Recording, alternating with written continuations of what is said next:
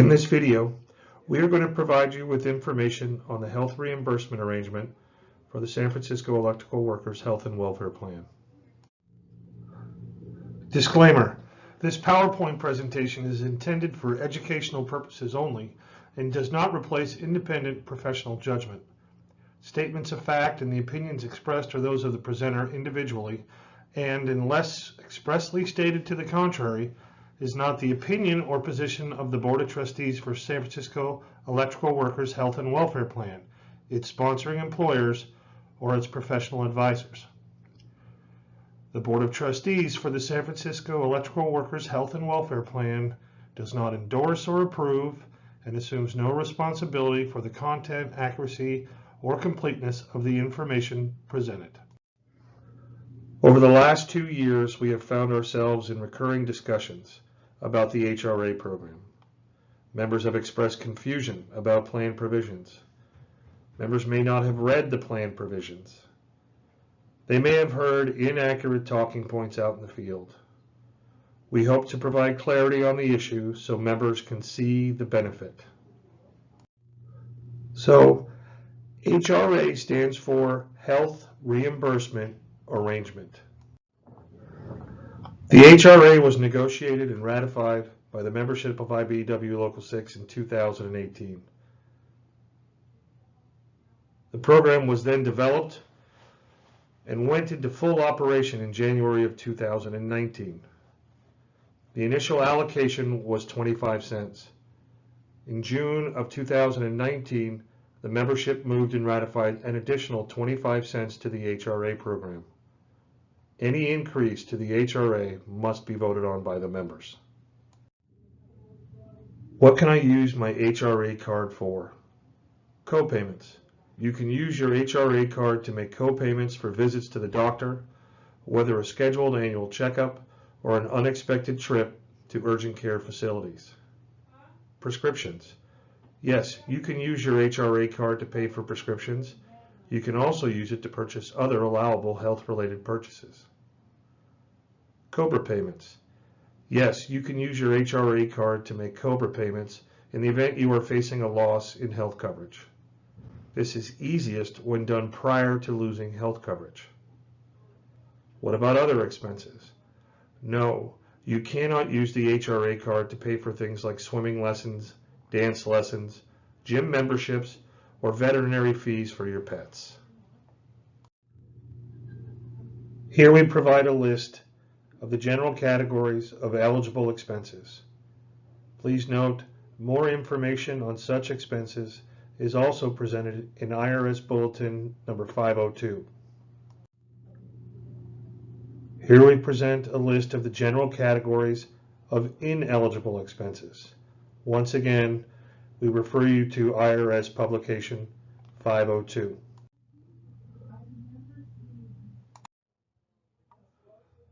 This is a little background slide that's going to give you information about total active participants. You'll note that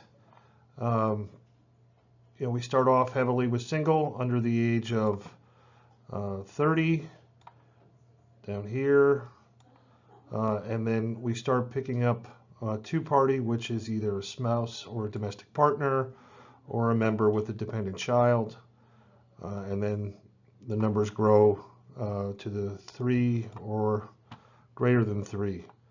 You'll see the most growth in two-party, three-party, and 3+ here, which is basically from your 30s on up. So that's just so you have a background on the distribution of members. Now we turn to participant information. In this slide, we show you the total participant count from November of 2018 through April of 2020.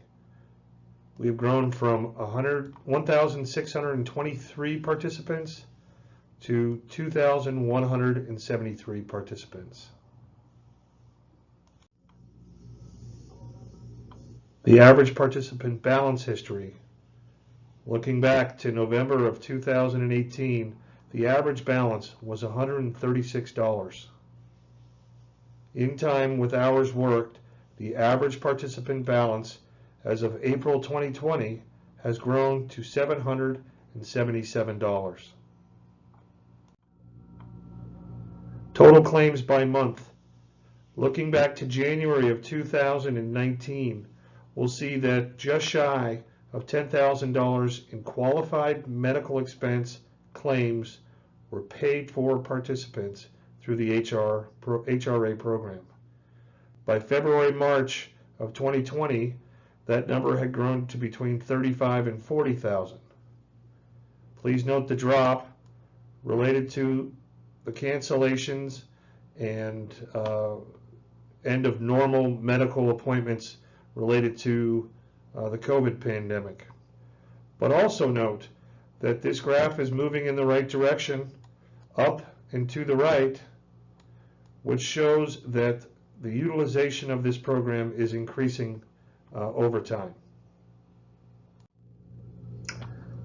Claims through April 30th of 2020, we have 2020 totals here, the final year totals for 2019 here. Coming over here where we see the total number of participants taking advantage of the program. In 2019, we had 668 different participants, members, utilize the HRA program and were able to spend $197,000 pre-tax on qualified medical expenses. So far through the first 4 months of the year in 2020, we have 621 distinct participants utilizing the program, and so far this year we have seen qualified medical expenses paid pre-tax totaling $128,648. What this tells you is that participant utilization is increasing. Once participants become accustomed to the HRA program and learn the many ways they can utilize this benefit, having funds set aside for expected and unexpected medical expenses is a great tool to help members and their families properly budget their household expenses. Dependents don't get sick or hurt based upon your schedule. Often it seems to occur at the same time as the rent or house payment coming due or the car insurance bill being due. The HRA affords participants the ability to seek medical attention without having to choose between prescription copays and food for dinner. The money is already set aside to take care of those expenses. If you choose not to access the HRA account today, which is your right, you can set it aside for planned premiums and qualified expenses in retirement. If a planned participant dies, the funds remain accessible for the surviving spouse to use for coverage. Similarly, the funds are available to qualified dependents to continue coverage under the plan. But the HRA program is not perfect, but no program ever is. Participant accounts are only active when the participant is in coverage under the plan. If the participant drops coverage, access to the funds is suspended. If a planned participant is facing a loss of health coverage, the participant only needs to contact EISB and use the funds to prepay for Cobra coverage. If the participant falls out of coverage, they will have to pay out of pocket for Cobra coverage and then submit the payment for reimbursement. To avoid the above scenario, a participant needs only to open their mail and read the correspondence from EISB letting them know they are going to fall out of coverage. Although the funds are suspended while the participant is out of coverage, the qualified expenses incurred can be reimbursed after the member returns to coverage. Hang on to your receipts. Lastly, if a participant dies without any qualified dependents, meaning children, married or unmarried, under the age of 26, a spouse or domestic partner, their HRA account reverts to the plan and may be used to offset plan expenses.